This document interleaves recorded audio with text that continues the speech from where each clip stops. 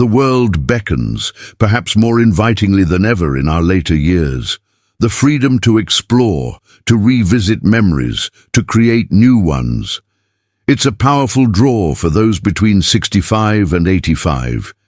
Yet wisdom teaches us that every stage of life requires a different lens.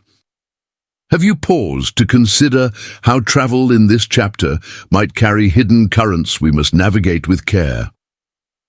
It's not about closing doors to the world, but about understanding the thresholds we cross, both literally and within ourselves.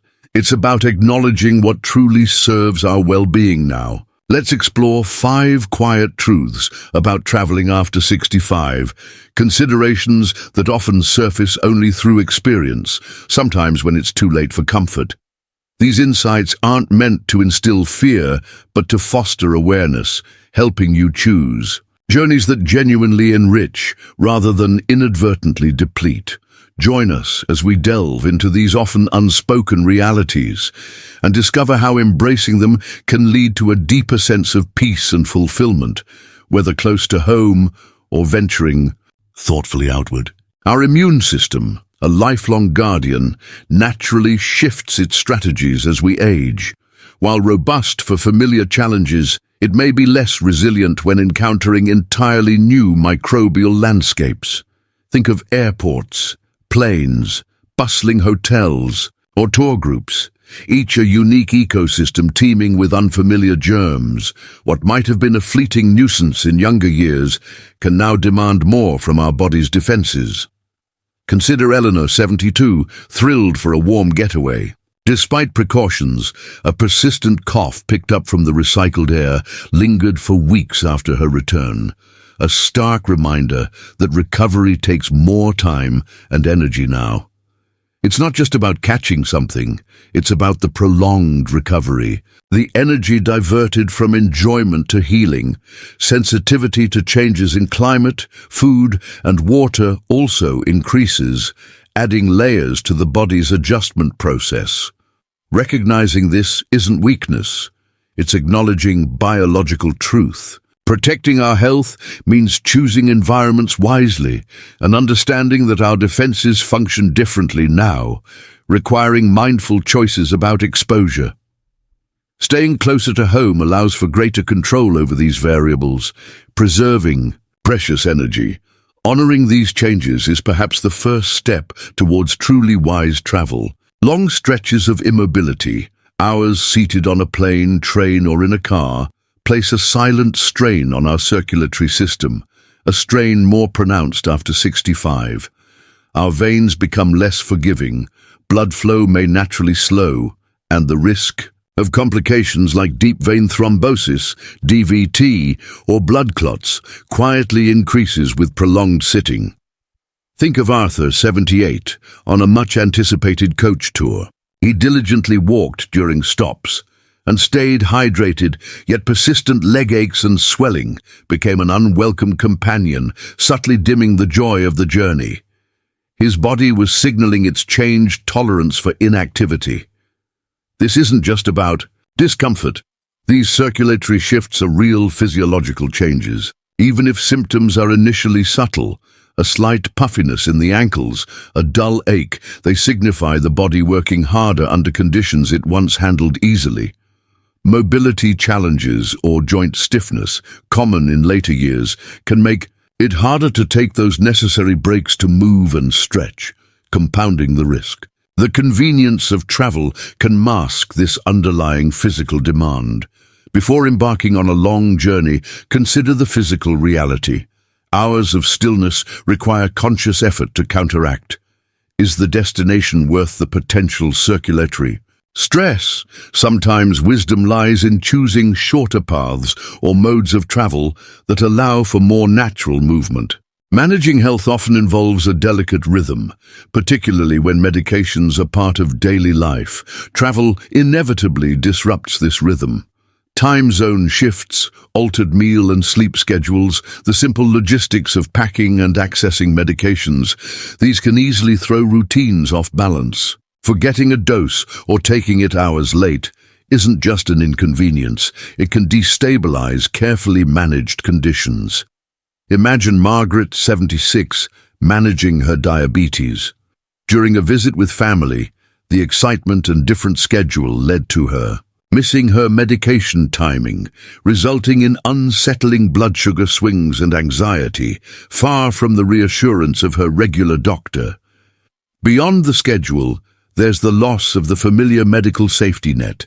At home, you have a doctor who knows your history, a pharmacist who flags interactions, a system you understand. Abroad, you face unfamiliar systems, potential language barriers, and the stress of explaining your needs anew, often when feeling unwell. Even finding a specific medication or getting a prescription refilled can become a significant challenge. This isn't simply about logistics, it's about the foundation of your health management. Travel requires being prepared not just with pills, but with backup plans, knowledge of local resources, and the energy to navigate potential medical hurdles. It demands a level of self-reliance that might feel taxing. Respecting this complexity is key to traveling safely. While we hope for smooth journeys, the reality is that health issues can arise unexpectedly, and when they do, accessing the right care quickly and effectively becomes paramount, and potentially more complex far from home. Think about needing urgent attention in a foreign hospital or even an unfamiliar clinic in another state. Critical time can be lost navigating language barriers, different medical protocols, insurance paperwork, or simply explaining your medical history from scratch. Consider Samuel, 80, who felt sudden chest pain while exploring overseas. The distance to the nearest capable facility, coupled with communication difficulties, delayed crucial treatment, turning a concerning event into a truly frightening one. The local team, though capable, lacked the immediate context his home doctor possessed. Emergency care availability isn't just about having a hospital nearby, it's about the suitability and efficiency of that care for your specific needs. Waiting times can be longer, standards may differ, and the stress of the unknown adds a significant burden when you're already vulnerable. Travel insurance provides financial coverage, but it cannot replicate the deep understanding and trust built with your regular healthcare providers. It doesn't erase the anxiety of being unwell in an unfamiliar setting. As we age, emergencies often manifest more subtly: confusion, a sudden weakness, breathing difficulties. Recognizing these signs and getting timely, appropriate help is critical. Being far from your established medical support system inherently adds layers of risk and potential delay. True travel preparedness involves honestly assessing this risk. We often focus on the physical demands of travel, but the emotional and mental energy required, especially after 70, is significant and frequently underestimated. Constant adaptation to new sights, sounds, routines, foods, beds can be mentally taxing. While stimulating, it can also lead to a quiet form of exhaustion. Many find deep comfort and stability in the familiar rhythms of home, the morning routine, the known paths, the faces of neighbors, the predictable sensory environment. These aren't mere habits, they are emotional anchors that ground us.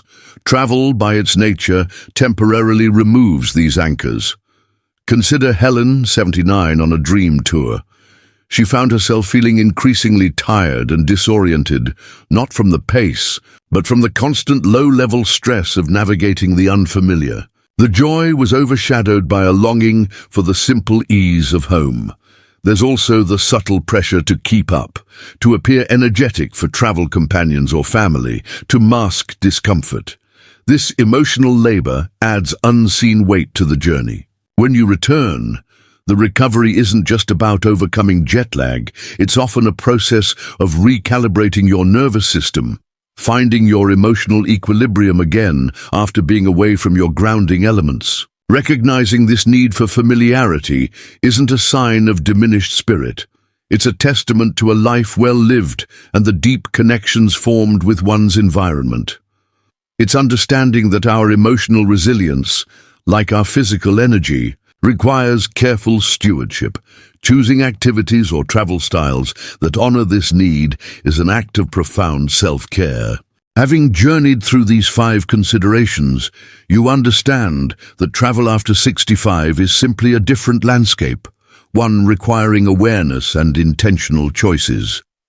From the subtle shifts in immunity and circulation to the vital importance of routine, medical access, and emotional grounding, these truths aren't barriers but guideposts offered by wisdom and experience. Acknowledging these realities isn't about limiting life, it's about enriching it by aligning our choices with our current well-being. It's finding joy, not just in grand adventures, but in the deep peace that comes from honoring our needs. Sometimes, the greatest journey is the one inward, listening to what our body and spirit truly require in this season. Sometimes, choosing stability over novelty is the most adventurous act of all. If these reflections resonated with you, perhaps share. Number 5 in the comments below, acknowledging the importance of that familiar grounding. We truly appreciate you spending this time with us. If you found value here, please consider liking, subscribing, and sharing this video. Your engagement helps us share this wisdom with others who might benefit. Thank you for watching. May your choices, whether they involve travel or staying close to home, be filled with peace and guided by your own inner wisdom. We look forward to connecting with you again soon.